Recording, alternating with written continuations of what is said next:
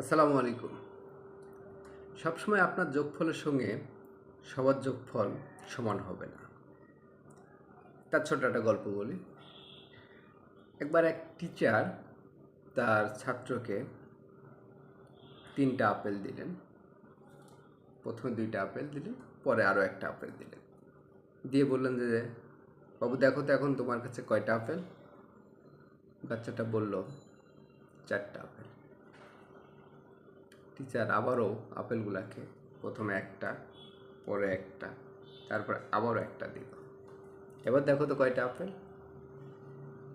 তার অ্যান্সার একই, 4টা আপেল।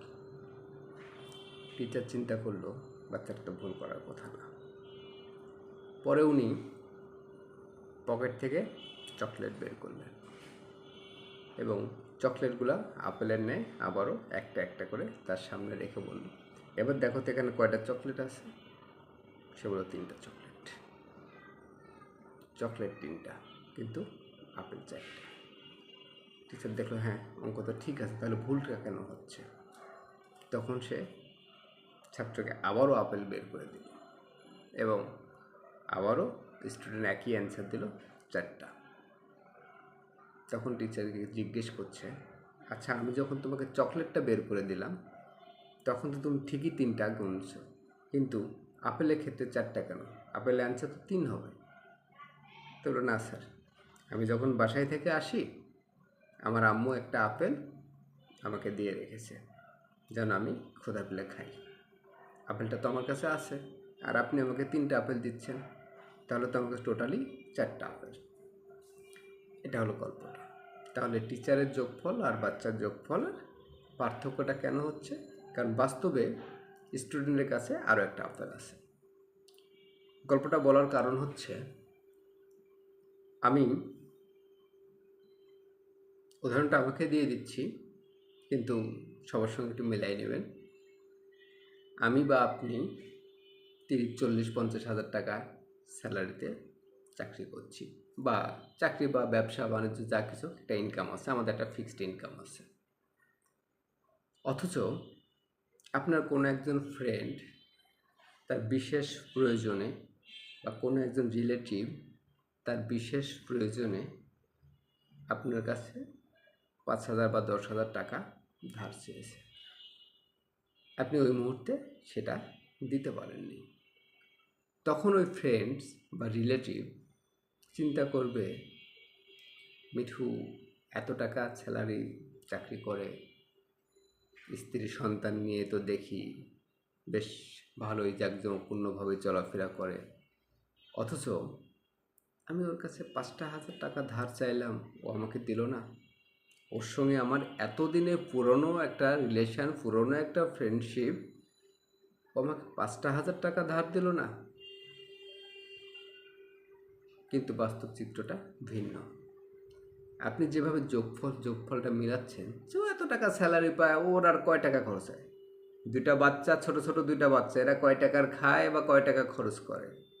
এক স্ত্রী আছে যার কোনো লাক্সারিস কোনো চাহিদা নেই, সে বা দামি শাড়িও পরে না, দামি রেস্টুরেন্টে খেতেও যায় না, মিঠু নিজেও বিড়ি সিগারেট খায় না।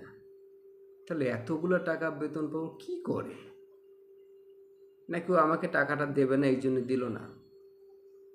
কিন্তু আপনার যোগফল তো ভিন্ন। তার যোগফল অনুযায়ী আপনি হয়তো মাসে 10-15 হাজার টাকা সেভিংস করেন, কিন্তু আপনার যোগফল ভিন্ন। আপনার যোগফলটা কোথায়? আপনি হয়তো আপনার ক্রেডিট কার্ড থেকে আগেই 2 লাখ টাকা লোন নিয়ে চলছেন।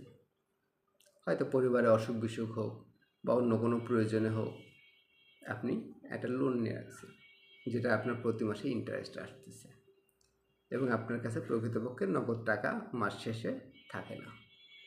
আপনি যা ইনকাম করছেন তার থেকে আপনার বর্তমান খরচটা একটু বেশি হচ্ছে। সেটা ওই লোনের কারণে হোক, লোনটা হয়তো বা ফ্যামিলির কোনো প্রয়োজনে ডক্টর দেখিয়েছেন, বাবা মা অসুস্থ, বা নিজেরই কোনো বিশেষ প্রয়োজনে কিছু টাকা খরচ করছেন, বা বাসায় কোনো একটা ফার্নিচার নিয়েছেন ইএমআই করে। এই সমস্ত কারণে আপনার বর্তমান যা স্যালারি পাচ্ছেন বা যা ইনকাম করছেন তার থেকে খরচটা বেশি হচ্ছে, যার কারণে ওই মুহূর্তে ওই রিলেটিভকে বা ওই ফ্রেন্ডকে ওই টাকাটা আপনি দিতে পারেননি, কিন্তু তার ক্যালকুলেশন ভিন্ন। সে আপনাকে বুঝতে পারবে না, সে আপনার চিত্রটাকে সে নেবে, বন্ধু আমাকে অবজ্ঞা করলো, আমার রিলেটিভ আমাকে আত্মীয় ভাবে না, যার কারণে টাকাটা সে আমাকে দিল না। আসলে কি এরকম? শুধু নিজের জায়গায় থেকে এই যোগফলটা মেলাবেন না, তার পরিস্থিতিটা ভিন্ন হতে পারে, যেটা সে হয়তো সবার সামনে প্রকাশ করছে না, কিন্তু যার যার যোগফল তার তার কাছে। 2 দিয়ে কখনো 4 হয়, 2 দিয়ে কখনো 3 হয়। ধন্যবাদ।